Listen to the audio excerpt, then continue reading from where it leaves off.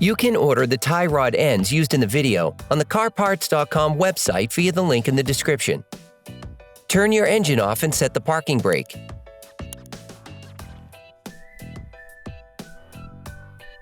Loosen the stud bolts on the front wheels.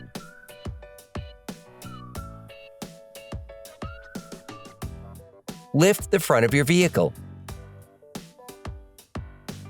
We strongly suggest watching our video on how to jack your Ram 1500 safely before carrying out this step.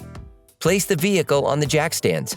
To be able to change the tie rod ends on your vehicle, you need to remove the wheels to gain complete access to the steering system. Don't forget to put the wheels under the vehicle.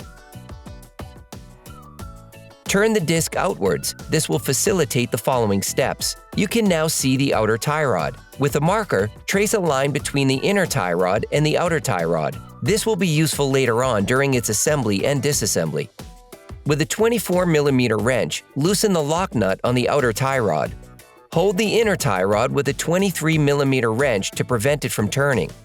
The lock nut is there to prevent any rotation of the two parts towards each other, which could have an impact on the wheel alignment of your vehicle. The components to be removed are very often seized up, so don't hesitate to brush and use penetrating oil to make removal easier.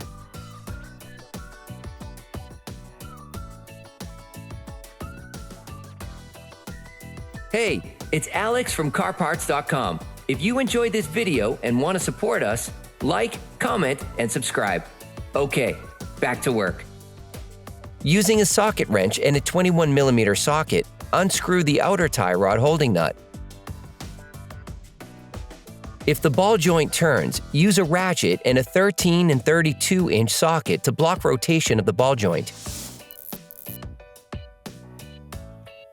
If you do not have a ball joint puller, a tool specifically designed for this task, take a hammer and hit the knuckle. The ball joint should come out of the knuckle. Unscrew the outer tie rod and remove it. Use the markings made with the marker to return the lock nut to its original position. Then, measure the distance between the lock nut and the end of the inner tie rod using a caliper. In any case, a wheel alignment check will have to be carried out by a professional soon after having performed this operation. Remove the lock nut from the inner tie rod.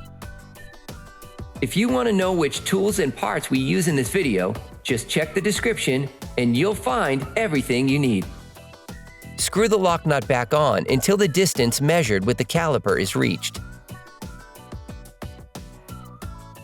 You can order the tie rod ends used in the video on the CarParts.com website via the link in the description.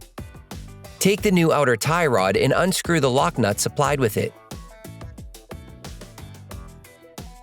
Put the outer tie rod back in place until it touches the lock nut.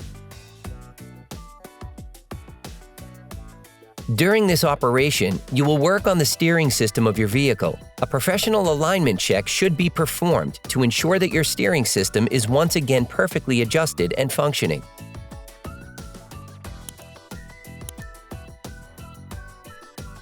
Use an adjustable wrench to rotate the inner tie rod in order to place the outer tie rod in the correct position.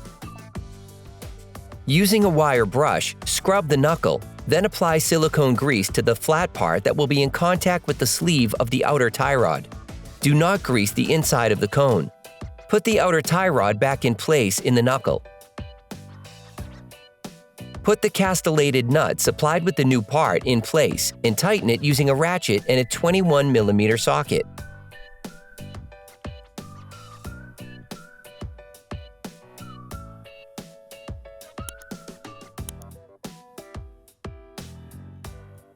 Finish tightening using a torque wrench.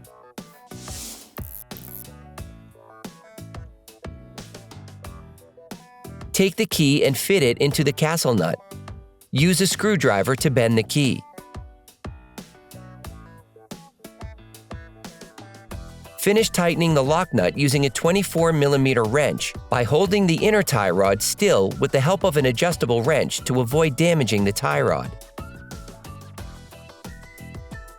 Then you will be able to put the wheels back on your vehicle. Put the car back on the ground and block the wheels properly. Operation complete.